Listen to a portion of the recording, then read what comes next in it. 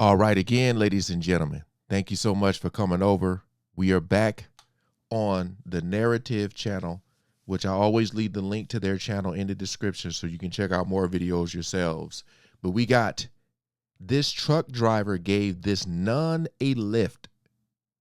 You won't believe how she thanked him. All right, let's check this out, man. Again, shout out to all the good humans. Link is always in the description as well. We ain't gonna waste no more time. Let's jump right into it. When John saw a nun standing by herself on a dark, lonely road, he was skeptical about giving her a ride because the road was infamous. But John gave in to his kind nature. How did she get there? When the there? ride was over, the nun expressed her gratitude in a way that John did not expect. You won't believe how she thanked him. John became a truck driver out of necessity. He had grown up in a home where he lacked parental love, care, and guidance. His father would constantly hit him, and his mom never found the courage to stand up for him. John was in high school when he decided he couldn't take it any longer, so he ran away from home. While hitchhiking his way across the country, John encountered an old trucker who immediately sensed that he was troubled. When asked what the problem was, John opened up to him and shared his story. Touched by the young man's story, the man decided to help, so he brought John into his home, where he raised them as if he were family. When John turned 28, his foster father advised him that it was time to get a more stable job.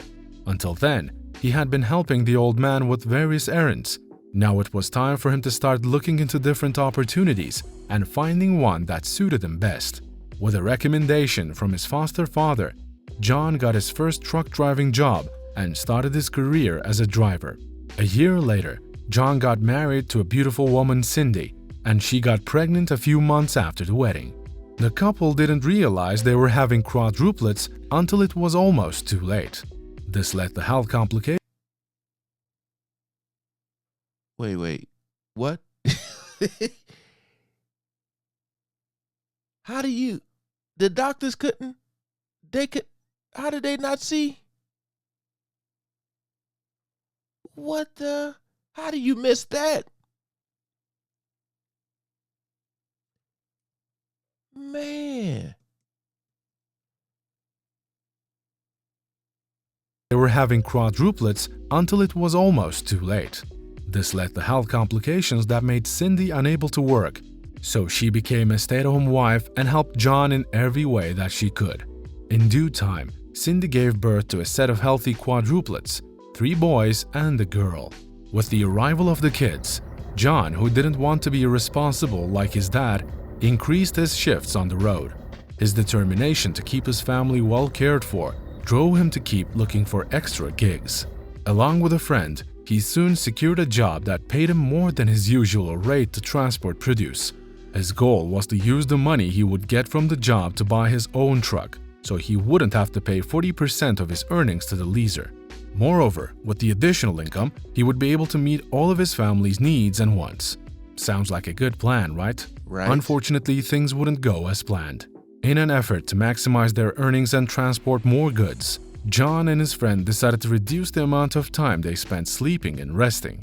This proved beneficial from a financial point of view, as it allowed them to be paid for every hour that they drove. They also didn't have to spend money staying overnight at motels. But one night, something tragic happened. That night, while John was behind the wheel driving to their next delivery stop, they were involved in a ghastly accident. Unfortunately, John had dozed off for a few seconds and only woke up when another truck collided with them. Damn. The impact of the crash knocked John out instantly, but his friend did not survive. The process of recovery was a long and arduous one, which led to John losing his life savings and his earnings. His family, who had been living comfortably before, was plunged into penury.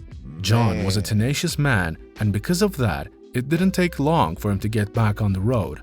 Sadly, he would have to work for a few more years before he could afford to buy his own truck.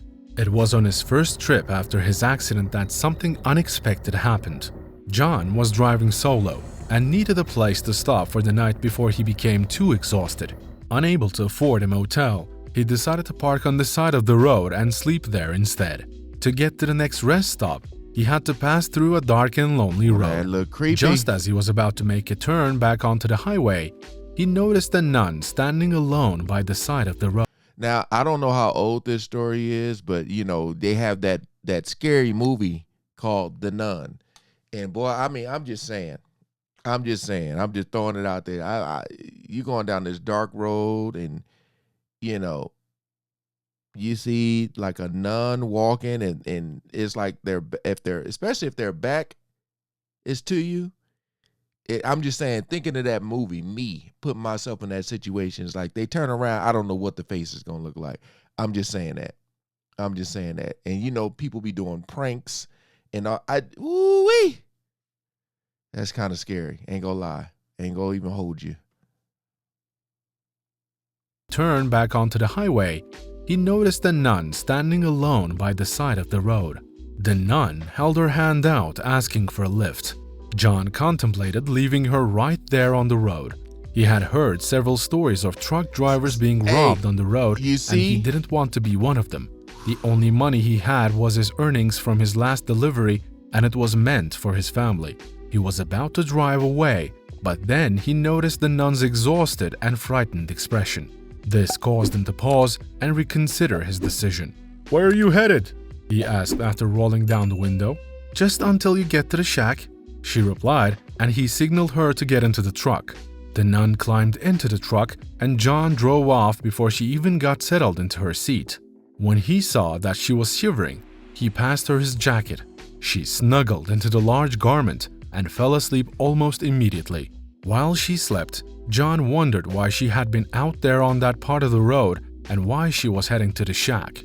The shack was a strip club that was a favorite among many truck drivers because it was right on the highway and it was only a 3-kilometer drive away from the rest stop that John was heading to. What? It wasn't a place for a nun to be at, especially at that time of the night. But John kept his thoughts to himself. When they got to the shack, he woke up the nun, but instead of getting down, she faced him first. "I have a big favor to ask. I just need to pick something up, and then I need a ride until we get to the next town," she said. John found her request suspicious, and he was tempted to tell her no and continue on his journey. But he was never one who could turn down helpless people. "All right, but you have to make it quick," he replied. The nun heaved a sigh of relief. She hurried into the club as quickly as she could, but she didn't come out on time. John was tired and hungry. He considered driving off, but he thought of how his wife would disapprove, and so he stayed. A few minutes later, the nun came out of the club. But she wasn't alone.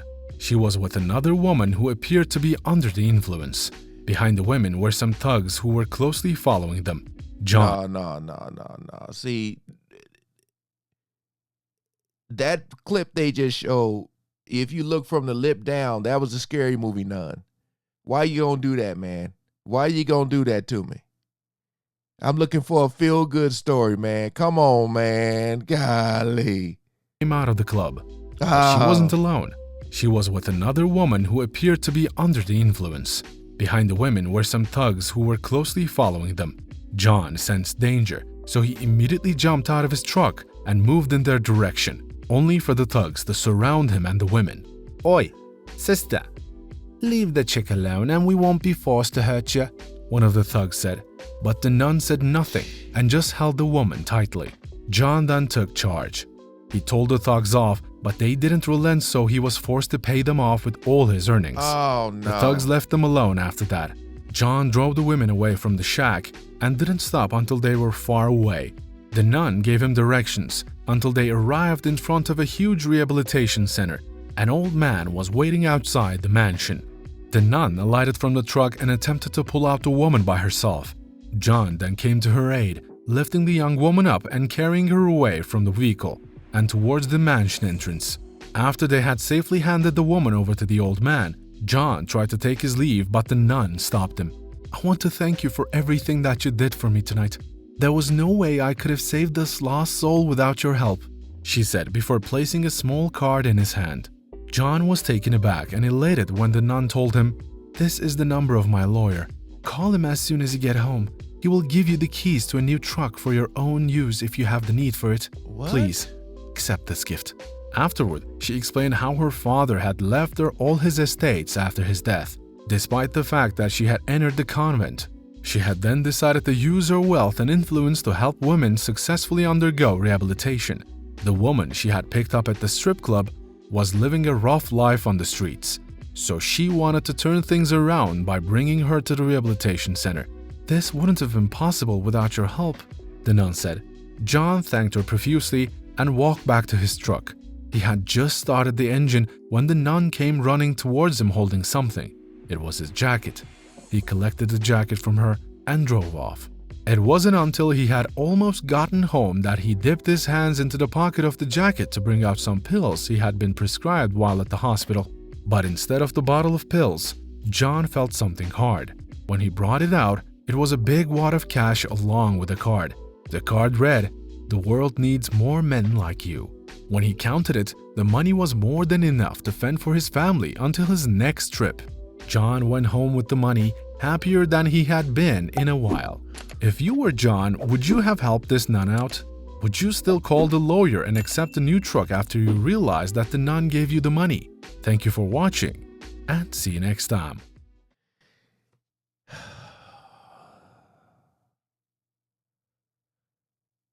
I'm over here thinking, me personally, from what I've been through in life, I ain't gonna lie, it would be hard to help.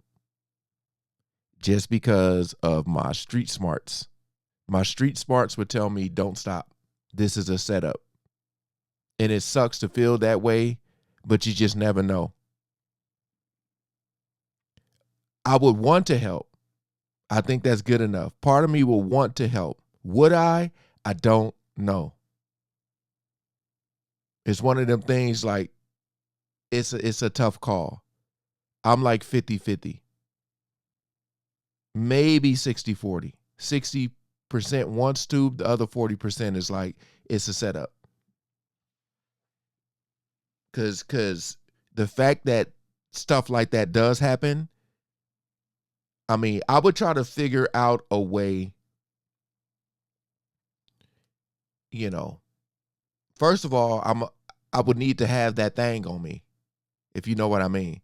If I got that thing on me, I would feel a lot more comfortable. They didn't say nothing about John having that thing on him, if you know what I mean. But knowing the outcome of this situation, which John didn't know, I mean, it turned into a real feel good story. But man, shout out to John for having the courage to help. Even when he finally saw the nun come out with the girl and with the guys coming out too. And the fact that he had to give up his money, like he's not knowing what else. That is a good human right there. So I'm about 60-40. If I had that thing on me, the percentage goes up. Just because it's a lot of, I mean, just think about that, man. How many times you think you're going to see a nun on a dark road?